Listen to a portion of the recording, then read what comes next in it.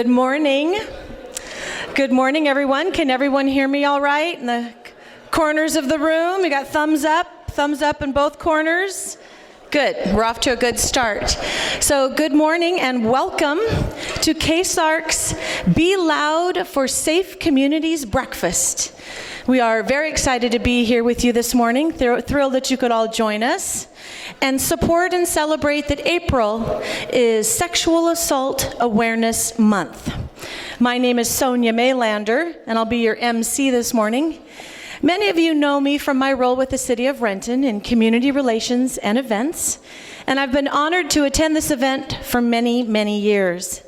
I am always in awe and inspired just by being here, by being in the presence of other attendees, of the KSARC team, and most especially when listening to the testimonials of past clients and their families. By coming to this event, I am helping in some small measure alongside the rest of us here today. By coming to this event, we are helping to advocate for KSARC and its mission. And by attending this event, we are speaking out, we are supporting, and giving a face which might, in fact, bring it all closer to home. As too many of us know, it's closer than we realize. But we are helping to be loud. It was in December, and it was about 6 p.m. That meant it was dark and raining and cold. The single mother of 4 and longtime school teacher loved to walk the few miles each way to and from her home to her school. She didn't know until it was too late, until she was knocked to the ground and her world changed forever. She was only 3 blocks from home when she was forced into a grove of trees off the side of the road. It's 6 p.m. It's the same day, barely 1 block away. The woman's 16-year-old daughter was finishing up her after-school job at a local greenhouse. At about 6:15, the teenager arrives home to the phone ringing. Hello? Yeah, your mom? She's in the gutter across the street. The world of the teenage girl froze, right up to the point it was changed forever. Police lights circled and strobed at another neighbor's home just a few houses away. Running in the door, the girl saw her mother at the top of the stairs of the split level, and she was screaming, "You will never walk home from those greenhouses again." Her mother's lips and mouth were bloody, and red welts and swelling, disfiguring the face of the person she knew to be Mom. She tried to listen to her mother, but a strange veil of disbelief, it hovered like a dark cloud, like her ears were plugged and made it hard to hear. It was at the hospital that the daughter had some one-on-one time with a female officer who was kind and compassionate, but to the point. The daughter learned that her mother had resisted as much as she could. The assailant had beaten her, and among other things, poked her in both eyes with his thumbs to force her submission into what would be a violent sexual assault. In the immediate days that followed, the girl stayed home from school, staying by her mother's side, helping to change her eye bandages. Her mother's eyes did eventually heal. You might be wondering, you might be guessing, that was my mother. That was my mother at 53. That was me at 16. It's closer than we think. But it's okay to be loud, even 3 decades later. My mother passed away in 1999, and there are a few here this morning who knew her well. I think you'll join me in celebrating she had a fulfilling life as a mother and grandmother, with a career as an educator, a lifetime of traveling around the world, her passions for piano and music, and my brothers and I are grateful that she had 10 years of blissful retirement in La Conner before her passing. This assault impacted Mom probably more than she ever let on. I will say with some assurance that it didn't define her for the rest of her life. And that's what CASARC does every day for their clients and families. CASARC is helping to make sure that the abuse, the assault, and the tragedies that occur don't define the victims for the rest of their lives. And that's why I want to say thank you for being here and for supporting CASARC with contributions and other resources. For those of you that have attended in the past, thank you for coming again this year. And for those that are new this year, thank you for coming, and we hope that you bring a guest or two with you next year. And thank you for being loud. We're here this morning to talk about sexual assault, but not in a way that may be familiar to you. CASARC continues to provide life-saving services to victims of sexual assault and their families. And at the same time, the agency has been working to shift the conversation to focus on the positives and hopeful aspects of the work that they do. A big part of this are the prevention efforts happening every day at CASARC, in schools and churches and community centers and in homes. That's what we're here to talk about today. Ending the silence around sexual assault and being loud about creating brighter futures. If you haven't noticed by now, I'm sure you've noticed our theme this morning, Be Loud. We think it really fits the mission of CASARC and gives a way to think about that shift in the conversation that I'm talking about. CASARC's innovative and effective therapy program leads survivors to raise their voices to be loud. CASARC victim advocates empower survivors in the courts to stand up and be loud. CASARC rallies the community to be loud and join our prevention awareness efforts by challenging old beliefs of silence around sexual assault. Finally, CASARC will be loud to meet the unmet need in the community.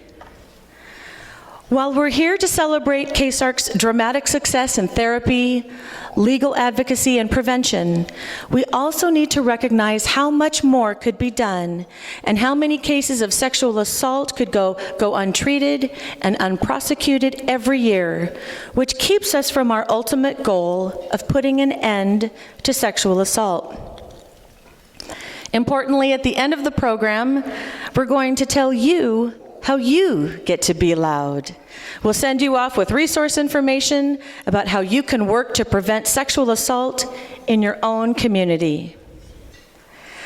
I would like to take a moment to recognize two groups of people absolutely critical to the success of this morning's breakfast. Please hold your applause until the end. First, the volunteer leadership that helped put this breakfast together. For the past several months, the committee has worked to engage community members and develop the program you will experience today. Their names are printed in your program, but I would also like to thank them each individually. Kat Citron, Marvin Eckfeldt, Zanetta Fontes, Norma McQuiller, and Kirby Untie. You can give them all a round of applause.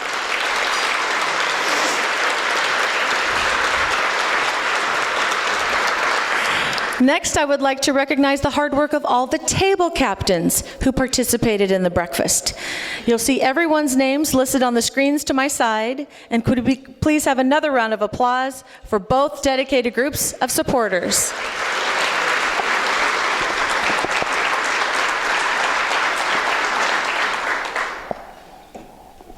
We are fortunate to have the support of corporate and community leaders who partner with us to make South King County a safe and vibrant place to live and work.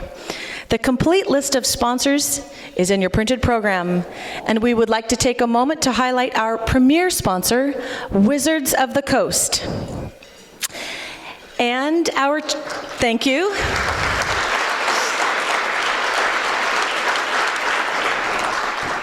And our champion sponsor, American Legend Cooperative. thank you to all the sponsors who helped make this event possible. Every gift to KSARC is greatly appreciated and valued, and we are fortunate to have many long-standing and generous donors. At this time, I would like to recognize a special group of supporters. KSARC calls them their major donors, all of whom make annual contributions of at least $1,000 and more. Over the years, this group has grown from just a few to 135 last year. It includes KSARC staff, current and past KSARC board members, past clients, and people just like you. Major donors from 2012 are listed in your program, and those of you who are here today have hearts on your name tags. Everyone, please join me in thanking these individuals for their considerable leadership and generosity.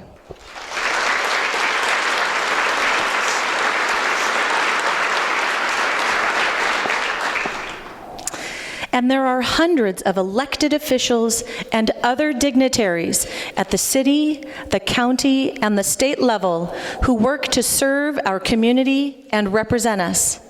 KSARC depends on their advocacy on public policy, legislation, and funding issues, and the agency is proud to receive the support of so many key leaders. Several have taken time to join us this morning to show their commitment to being loud about ending sexual assault. The names of the dignitaries joining us today are listed on the screens beside me, and please join me in thanking them for all they do for KSARC.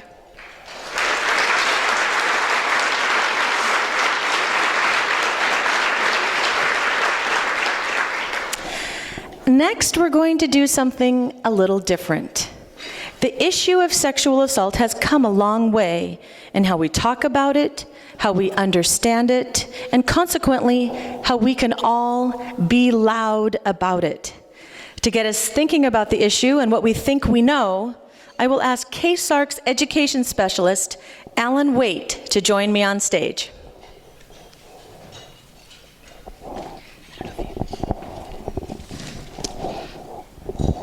Good morning, everyone. As Sonia mentioned, I'm going to walk you through a couple of multiple choice questions, which you all will get to answer by sending a text. And we'll get to see the results live on the screen and in real time. We've done this in several KSARC events in the past, but nothing on this scale, so this may be a bit of an adventure. So are you ready? I'm going to ask everyone to go ahead and take your cell phones out, and we're going to get started on this. So if you have a phone with texting capabilities, please go ahead and get it out now.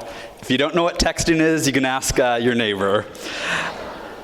We're going to have a chance to respond and see your answers live on the screen, and also get to see everyone else's answers here in this room. Don't worry, the company that facilitates this, a company called Poll Everywhere, they do not keep your number and they do not spam you. So, here we go. So our first question is going to be, and I'll explain how you answer this, who is the first person someone usually tells about an incident of sexual assault? So if you think the first person that someone usually tells is a pastor, what you're going to do is you're going to text the number 22333. So that's the number you're texting. So like instead of a 206 number, it's that number there. And then you're going to put in the actual text message, you're going to put Q1 pastor. And capitalizations don't matter. So you can see some people have already started texting in. So go ahead and do that now, and we'll get to see the live results as they come up. Again, if you have questions, ask someone around you. There's obviously people that do know how to do this, and we'll get the results up here in a second.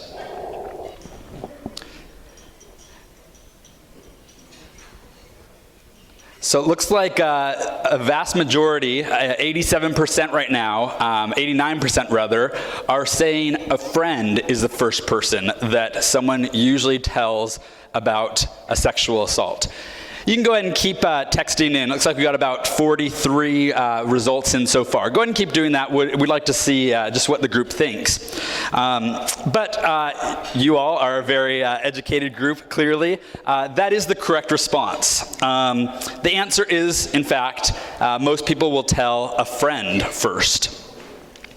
According to data from the National Crime Victimization Survey, 88% of people disclose an incident first to a friend. And why do they do that? The answer is for many reasons, but most likely because they feel comfortable talking with a friend. So it's important that we, all of us, as friends to people in this community, know how to access the right resources when someone comes to us to disclose a sexual assault. And in terms of your kids, or kids in your life, they would probably tell their friends rather than a parent because it's more comfortable. However, you as parents have the opportunity to improve the chances of your child coming to you. It's about having an open dialogue with your children about all sorts of things, including sexual violence, so that if this happened to come up, they would already have an idea and an open line of communication with you. This is something that Dr. Chesley will be talking about in his presentation on the prevention and action segment in just a little bit. Okay, keep your cell phones out. We're going to go on to question number 2. So for this one, you're going to be texting the same telephone number, that 22333. But this question, we're going to say, who is the most influential in helping prevent sexual violence? So when you think about that, and again, for example, if you think it's the police, you would text to 22333, and in the message you'd put Q2 police. All right, so go ahead and text those in. Again, the question is, who is the most influential in helping prevent sexual assault?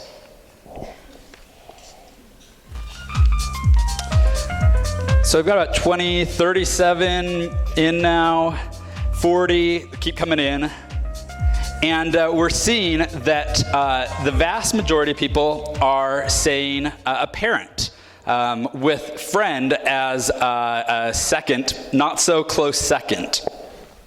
So I imagine that you all, as you're thinking about this question, you're probably marking down the person who would be the most influential in your life, or you hope that you would be influential in someone else's life. The answer is that each one of these people, whether it's a pastor, friend, police, parent, or teacher, each of these people plays an important role in helping to prevent sexual violence. For example, the first one, a pastor, they may be able to model the good values of faith in their community around respect and preventing sexual violence. A friend, who 14% of you chose, might call out someone that they're friends with about a sexist remark, or they might encourage respectful communication between the two parties. A police officer could, for example, model healthy boundaries by asking before she or he reach out to touch someone. A parent could share their values with their kids about respecting the other person in a relationship and modeling that in their own relationships. A teacher can teach about healthy boundaries and cultivate a classroom atmosphere of mutual respect. We can see that all these are important people in preventing sexual violence. And we can see that in these examples, all of us in this room fit in some way and can, through our lives, we can take an active role in preventing sexual violence. Thank you.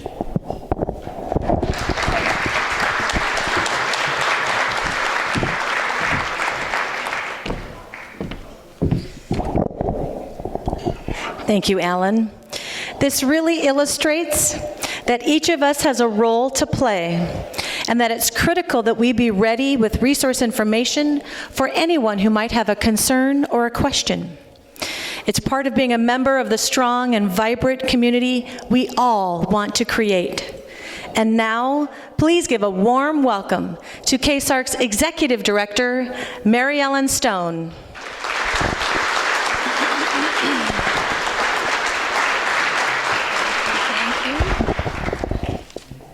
Good morning.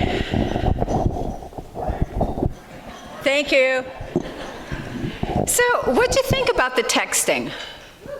Al? Great job, Alan. You know, so my table, there were just 2 phones, and others of us saying, I should have brought my phone, I could have texted. Board member Joe Mallahan, I think, was trying to send votes for all of us, right? Thank you for doing that. But we wanted to get you thinking about this. We wanted to shift the conversation a little bit. So I have a few things to say, as always. First of all, thank you for being here. It is so good to see each and every one of you. As Sonia's talked about, we're shifting the focus a little bit of these events. We're ending the silence, but more importantly, we're being loud. We're being loud about the accomplishments of victims and their families. We're being loud about the ability of people to move from having a very challenging and difficult experience to move to being a survivor of sexual assault. We have had at KSARC an extraordinary year. We have reached over 7,000 people with prevention education, state-of-the-art work that takes texting to a whole new level. But it has a lot of other elements in that. We're going to talk about that a little bit later. We've increased the number of victims who've been able to receive therapy from us by 22%. I'm very excited about that. It's a big increase for us. And equally importantly, 90% of those people get better when they come to us for service. That's a tremendous outcome. We're very proud of that. We responded to 2,500 calls on our resource line, and our legal advocates are working with over 1,400 victims, children, teens, and adults through all aspects of the criminal justice system. We're also doing a study right now where we can show definitively that legal advocacy really helps shift people's perspective of the sexual assault and how they're going to be dealing with it in the future. But you know, as I think about all the successes that we've had, the thing that stands out to me, continues to stand out to me, is we really can move the needle on sexual assault. We really can, as a community, make a difference. Now, I know that sounds trite, perhaps. It sounds like you've heard this from me before, but we know that we're making a difference. We know that sexual assault, in large part, thrives on secrecy and shame and silence. To the extent we can take those tools, if you will, away from sex offenders, we're going to make particularly the children and teens and adults in our lives a lot safer. One of the things that we worked on last year, actually for 2 years now, has been looking at the whole issue of teen victimization online. And so when we first started this project, it was how are we going to keep kids safe online? And you've heard about this, the whole issue of online victimization. What we heard was, when we actually talked to young people, was a little different from what the worldview of us as adults is. What we heard from young people in our experience was they're actually, as we know, pretty savvy online. And they're actually not taking that many risky behaviors online. What they are doing is looking for good information, accurate information about dating, about sexuality, about how to meet people, about healthy relationships. And as we worked with a number of groups of 14 to 21-year-olds, what we heard from them consistently is, we're pretty good online. What we need is good information from the adults in our lives. That would be us. Good information from the adults in our lives, and when they want to talk to us about it real time, and they want to know about issues like, what about consent? What about dating? What's a healthy relationship look like? How do I navigate this? That's our job, and that's what they're asking us to do. And the research, I will tell you, continues to back this up. When we look at young people who have good relationships with adults, where they can turn to them for questions or worries or concerns, those kids are at much less risk for all sorts of bad things, including sexual assault, but not just sexual assault. So what we did in this work was create something called 100 Conversations. When you go to our website, which I'm sure you'll all do later today, 100 Conversations is a toolkit for you as adults to have conversations with the kids in your life about these very pieces. Now, we've talked to a lot of adults about this, and everyone says, yeah, right, not my kid. I get a grunt. If I bring this up, they'll leave the room. I know that's true. I have nieces and nephews in my life. They do that too. At the same time, we know from our work and from what we're hearing from kids really do want this information. When we think about the incidents that have been in the news the last couple weeks, the horrible event in Steubenville, Ohio, the tragedy in California, a lot of people have said a lot of things, but one of it is, where are their parents? What were they? Who taught them anything? It's a pretty complicated situation, but what we know is that kids need different role models. They need information, and they need to be having ongoing conversations about this is what consent is, and this is what it isn't. This is what good relationships look like. These conversations are not one-time kinds of deals. We called this program of ours 100 Conversations because we're talking 100 times over the course of several years with a child. We want to encourage that, and so you think about prevention, this is what it looks like. We're not doing flu shots. We're doing ongoing conversations with the kids in our lives. So for those of us who have young people, teenagers in our lives, we have 100 conversations. For those of you who have little kids in your lives, younger kids, one of the things that we did when we were King County Rape Relief, and I know there are people in this room who remember that time, that was back in the 80s, we came out, Zanetta's nodding there, we came out with a book, the first in the world, I will say, certainly the first in the country, so I'm going to guess it's the first in the world, with the radical idea of how do you talk, that parents could talk to their kids about sexual assault. Those of you who remember back to those times, we didn't talk about this at all. He told me not to tell. 1 million copies distributed worldwide, 8 languages, and it's the classic of how parents can reduce the risk of child sexual abuse for the kids in their lives. This breakfast merited a new edition of that book. You all have a copy on your table. I would invite you to take it home. If you don't have small kids in your lives, give it to somebody who does. We have copies online you can download. All of this it's us doing the prevention. It's us doing the prevention by being loud about sexual assault. We're the ones who are going to be putting this out there and talking about it. April is Sexual Assault Awareness Month, and we're encouraging everyone to start this conversation. You have actually, I don't have my Be Loud button, but you have the Be Loud buttons. We're inviting you to wear them. We're inviting you to talk with us on Facebook to make sure that we get those conversations going. Give He Told Me Not to Tell to somebody who you think would benefit by it. Let people know who have young people in their lives to check out 100 Conversations. Being loud means not just a one-time let's talk about sexual assault, but starting to incorporate that into our lives. Being loud also means that we're making sure that victims and their families who need help as a result of a sexual assault get that help. We increased our therapy by 22% this last year. At the same time, we are not meeting the need, not by about 30 or 40%. We are turning away that many people who want to come to us for therapy, not because we don't know what to do, because we don't have enough therapists. Being loud is saying, this is not acceptable. We can do a lot better than that. Being loud means that we are making sure that we support innovative work. Right now, we're doing a program with Youth Care to look at how do we address sexual assault among homeless kids who have a very high rate of sexual assault. The program is working. It's great. These kids are getting better. And we're meeting 20% of the need. That's totally inadequate. That is just not enough. We should be able to do a lot better than that. Being loud is really making sure people have good information. Some of this, I was thinking about this on my way down here this morning. Some of this is all of us as individuals. We have families, we have friends, we have networks. Some of this is also community leadership. And I want to particularly thank the mayors who are here, the chiefs who are here, the church leaders who are here, the healthcare providers who are here, because you know you have a role too. And I would invite you as leaders to get Sexual Assault Awareness Month up on your city website.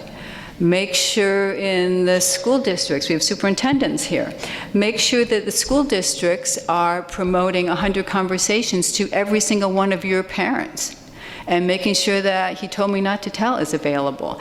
It's more than just, me talking to my nieces and nephews. It's us creating a culture that says, this is the way to behave. And it's that culture counteracting what kids in Steubenville, Ohio, or in California think is the culture. We have to be able to counteract that. It's not just one voice and it's not just one time. It's all of us on a regular basis as individuals and as institutions, however we define those institutions, challenging it. So we're halfway through Sexual Assault Awareness Month, and I'm hoping to see some new stuff on people's websites between now and the end of the month. I guess in closing, what I want to say is we're being loud. You've heard that theme. We're not changing. You know us as an organization who is with victims, and we will never forget the incidences, the events that happen to people that bring us to KSARC. That drives us. But we're also looking forward, because we believe that we can't stay in the past. We want to fix things so that people can move forward to live healthy lives, happy lives, and hopeful lives. That's what all of us are looking forward and working towards in our community. And we want to do that. We are optimistic, we are hopeful, we're excited about the future. And I absolutely believe that if we can continue to be loud, we're going to drive that child sexual assault number down. Thank you so much. It's always wonderful to see you.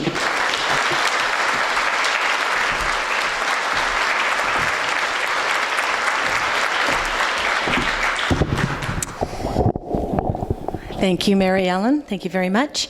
Okay, we're going to shift gears yet again just a little bit.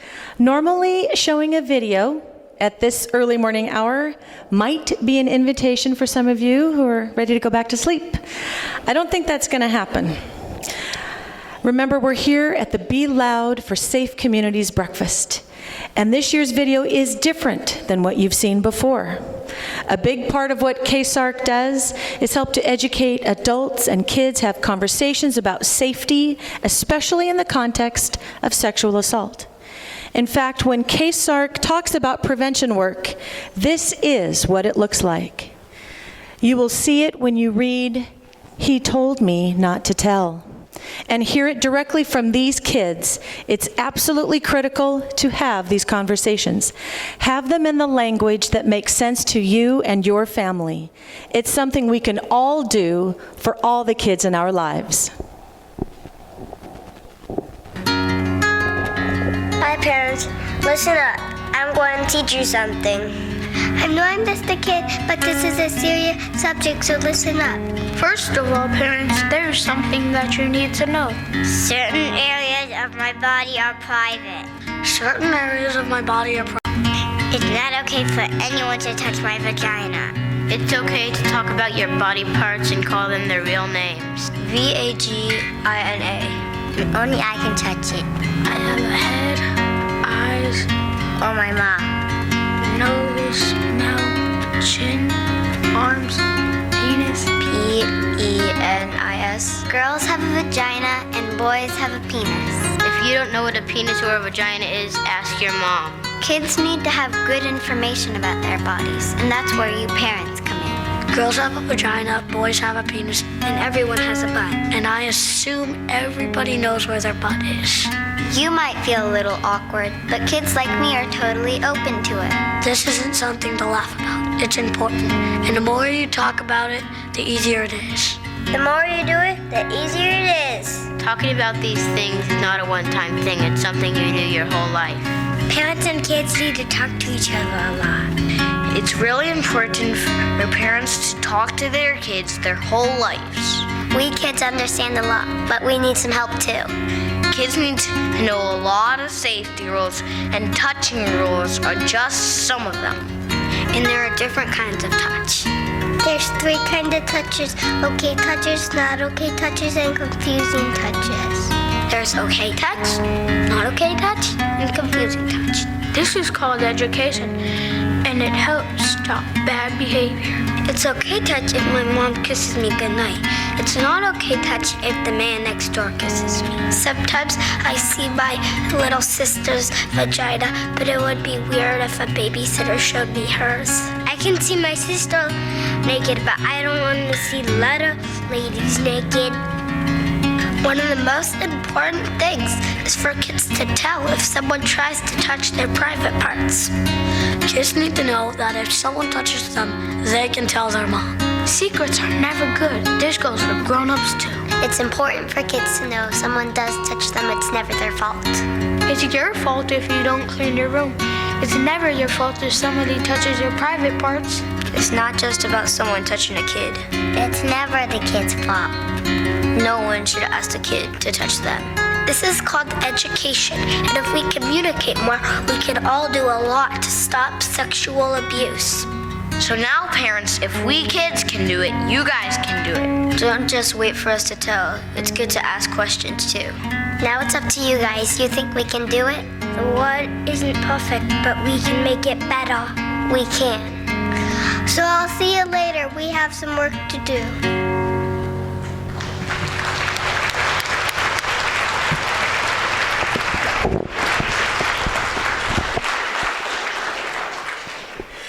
Although the kids in the video are not with us this morning, let's give them all a big round of applause.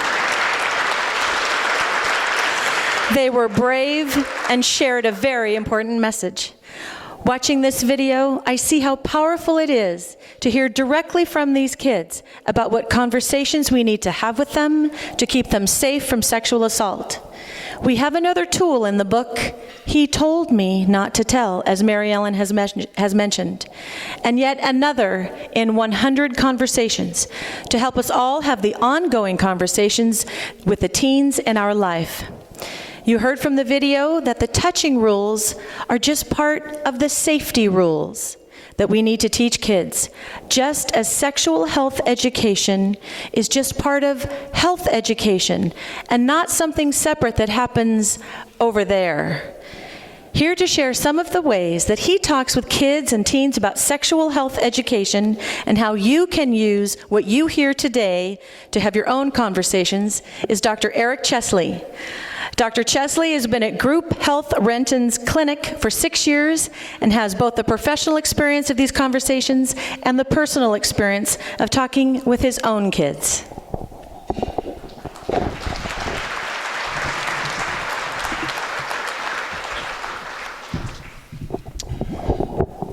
A little tall for this, which everyone always laughs about me as a pediatrician being 6'6". Good morning. Thanks so much for joining me today. I'm going to talk to you a little bit about interacting with kids and stuff, and let me tell you a little bit of what I do.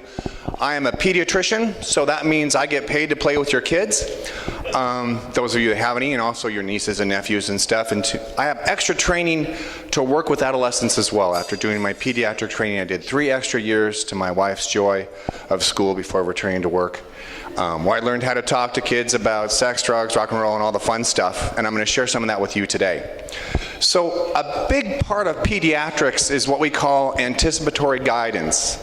I help your kids with sore throats, earaches, runny noses, that kind of fun stuff. But also, almost every visit, I get the opportunity to talk to your children and your teens about how to help anticipate problems in their life and practice. And part of that actually is with sexual matters. From 5 years old and even earlier sometimes and on, when we do a normal physical exam, we're looking in the private area. This is an opportunity for me to say, hey, okay, well, why is this called privates? And we start to talk about and go in that direction. And I hope that parents see that. Little steps start to increase, bigger steps, and kids get more comfortable with that. Practice it. They already know. I have a pair of 7-year-olds and a 9-year-old, and the stuff they're saying on the playground is far beyond what we think it is. So I'm going to give you some ideas about talking to teenagers, and I'm going to teach you in 5 minutes A very easy motivational tool, a therapeutic tool. It's been used in the medical community for 40 years, helping people with weight control, smoking. It's been adapted for teenagers. It's also been used in the business community as well. This is called motivational interviewing. Has anyone heard of this before?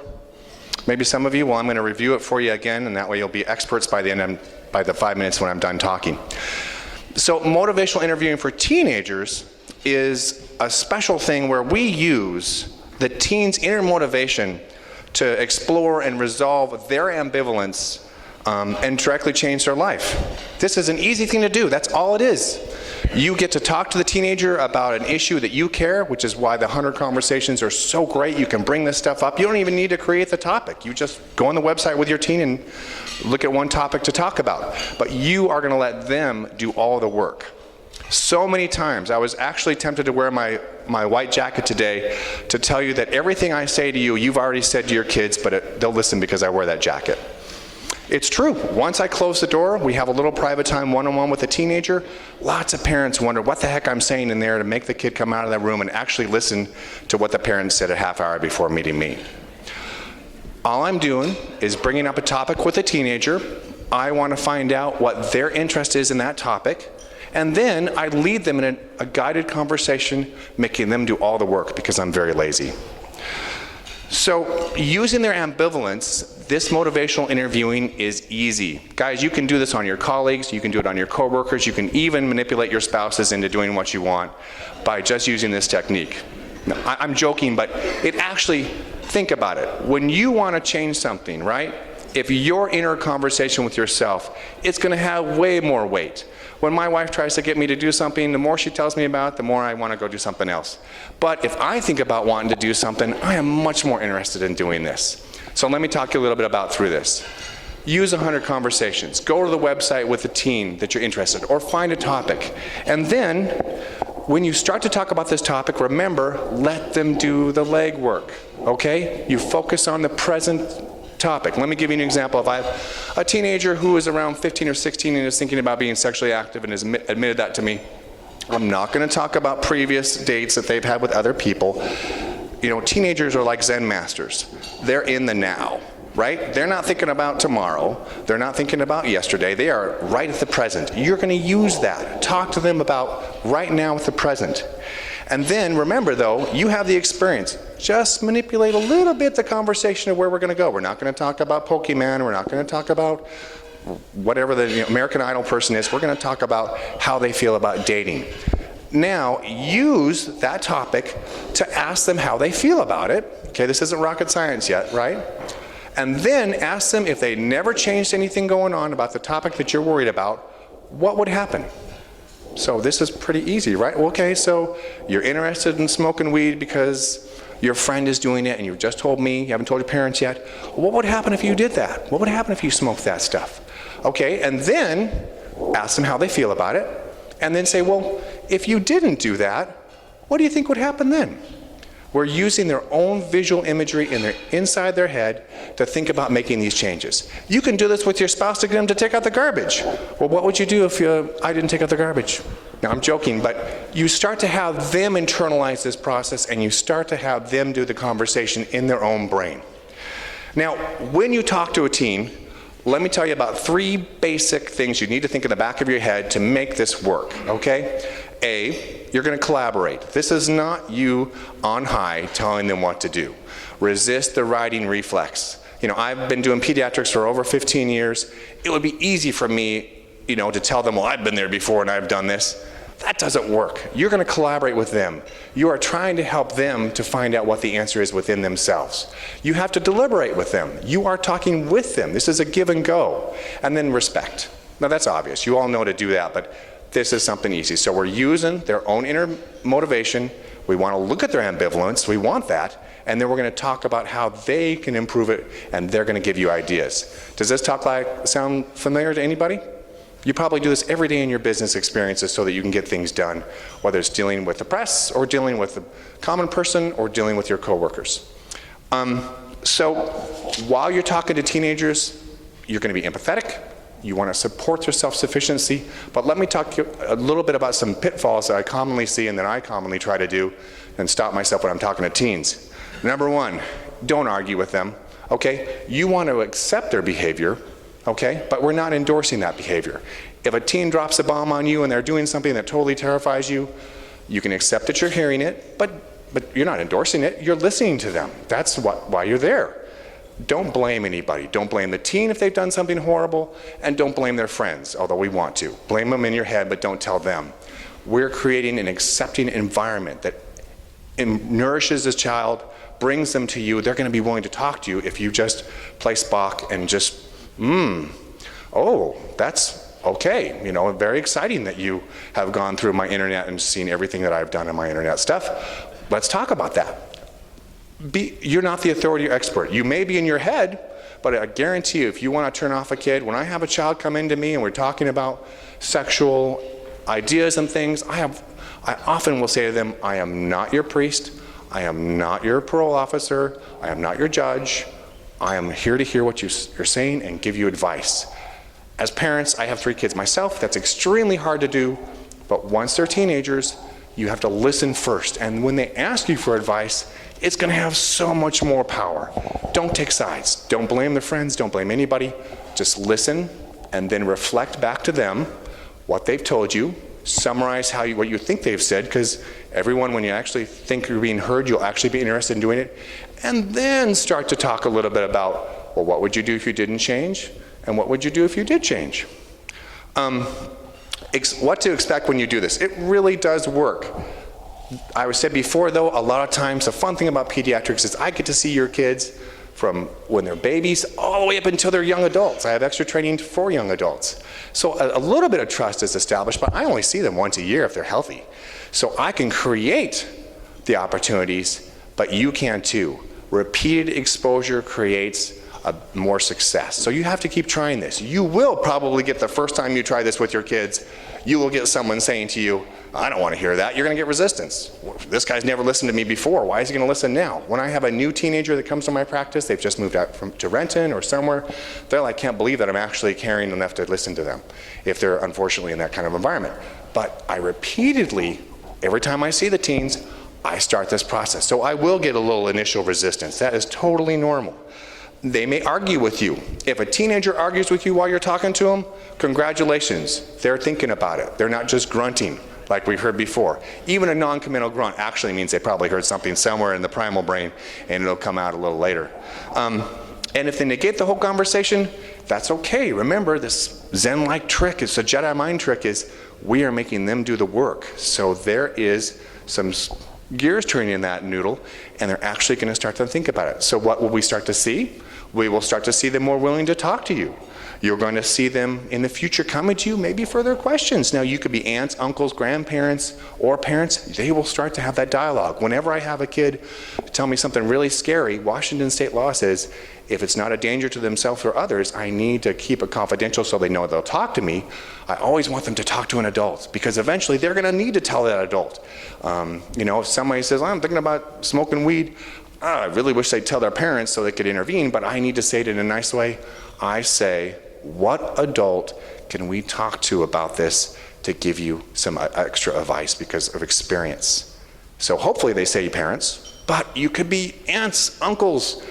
Be there, create these conversations, because then they're going to want to come and talk to you. And that way you're not going to have a knock at the door 2 in the morning because of a problem that we all worry about. So a little bit more about someone had a flu analogy about vaccines. I want to leave you with this idea. So when I do a vaccine, essentially I'm fooling the body. I give little bits and pieces of the infectious agent, and the body thinks, oh, I have the flu, I have measles, and it creates antibodies for this. When you do these conversations, and this has been proven in a lot of studies, you are actually creating a template in a child's and adolescent's brain of having the experience beforehand. So when the child gets offered drugs, or when they're in an intimate situation and they're wondering about what's the appropriate boundaries and not, they've rehearsed it with you. In the brain, they've been vaccinated. They have been trained to a little bit to already be there, so hopefully they're going to do the behaviors that we want. So what is motivational interviewing? Letting the kid do all the work. You bring up the problem, ask them a little bit about how they feel about it. They'll be ambivalent, they usually are. Ask them what would happen if things didn't change, and then ask them what would happen if things did change. It's not rocket science. It's been used for 40 years. I'm letting you in on the medical secret on how to be a genius. It's going to work great. So try this out. I actually have a little handout about motivational interviewing on the north side of the table over there. So when you go out, please grab it, grab a couple, give them to your family. Seems like it's rocket science. It's amazingly easy, and you'll have a great relationship with your kids. Thank you for your time tonight or today, and thank you very much for coming.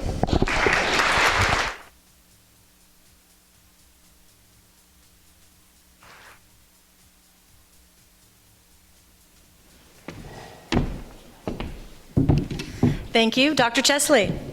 And now I would like to introduce Joe Malahan, a member of KSARC's Board of Directors.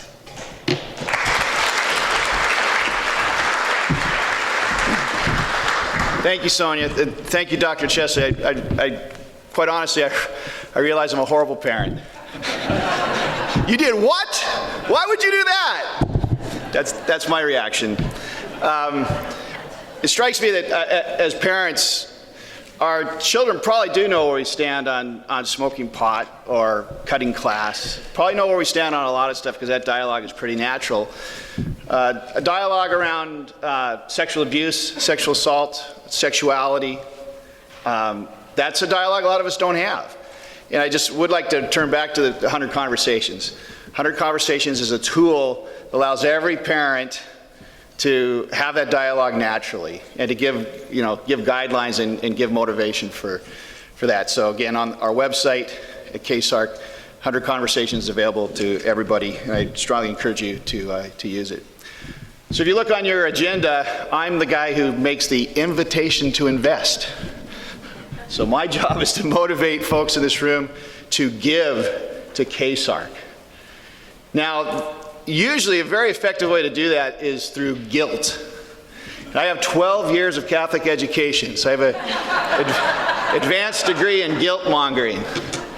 But as I look out at this crowd, guilt's just not going to work because I'm literally preaching to the choir. I mean, in this crowd I see prosecutors, I see law enforcement, firefighters, social workers, government and court leaders. So you guys are all in the choir. You all know what KSARC does and appreciate it, and you all in your lives do that as well. By the way, I also see bikers against child abuse. These guys literally have tattoos being loud. You know, if you feel a little uncomfortable wearing this pen, by the way, we invite you to wear this pen for a week just to start conversations. If that makes you feel uncomfortable, these guys literally have tattoos being loud every day. But anyway, guilt's not going to work. So, where am I going to go? I think I got to go to being loud. I'm sorry, there's one other group I didn't mention here that I'm preaching to the choir, and that's the staff of KSARC. And the staff of KSARC are far and away the largest donors to KSARC. We like to put up major donor lists in our programs. KSARC staff overwhelmingly contribute their meager salary, portions of their meager salaries to KSARC. They make their own cash donations, but more importantly, they're really doing about 2 jobs each. Our legal advocates have caseloads that are 70 people, right? So legal advocacy, literally 100% of victims of sexual assault in King County who choose to go through the process of helping prosecute the offender, 100% of them receive legal advocacy. Well, the way we get that done is that our people do 70 victims each. And they do amazing work. They'd be much more effective if it were 35, but they stand up and they do that work. And that goes, I could say the same thing about our therapists and our education specialists. The staff are really huge contributors too. So I'm preaching to the choir there as well. Thank you.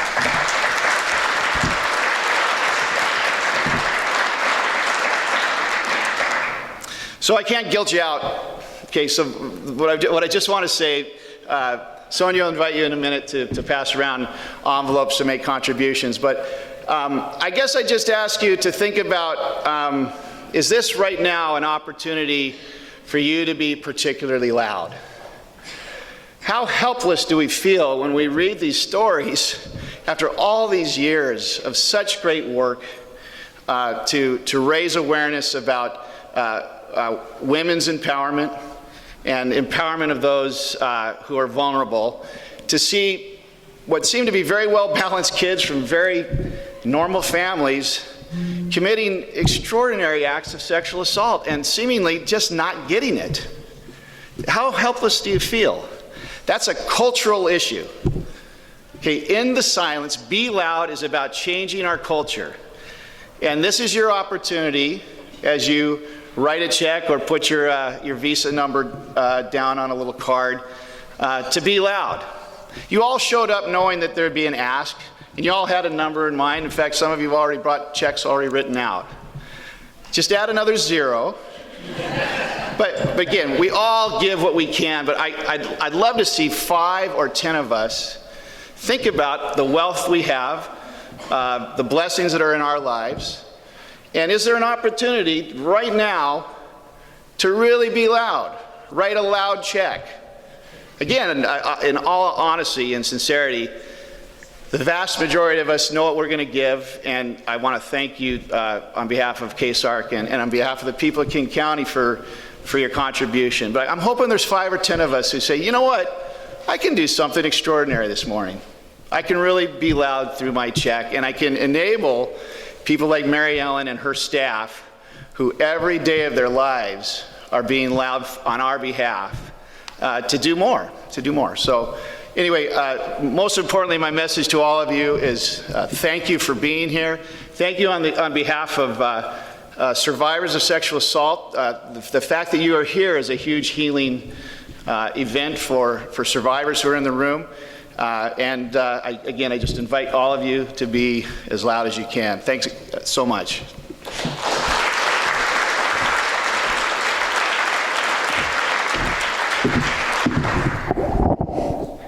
Okay, thank you, Joe, very, very much. So, as Joe said, here's your chance. Be loud. See the buttons? Please put one on right now. Take out your smartphone, take a photo with the person seated next to you, post it to Facebook or to another of your favorite social media sites. Show the world that you're being loud about ending sexual assault.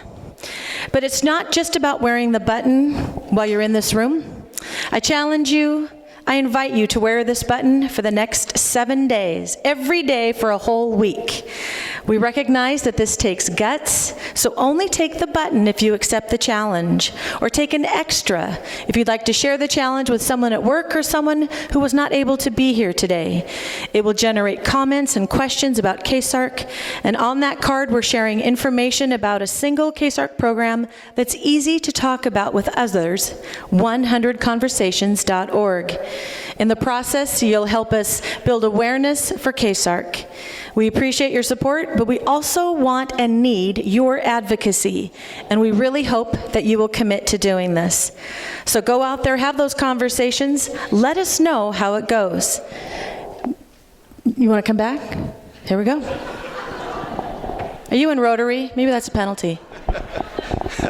My apologies. Mary Ellen reminds me, as last thing on my notes, there's a $5,000 matching grant.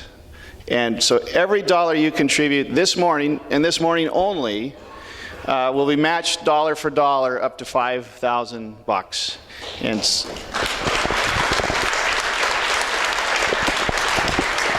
so I just want to make sure everybody knew that. And the $5,000 only comes to us if it comes from you this morning. So again, Sonia, sorry for the interruption. I'll go ahead and phone back to you. Thanks.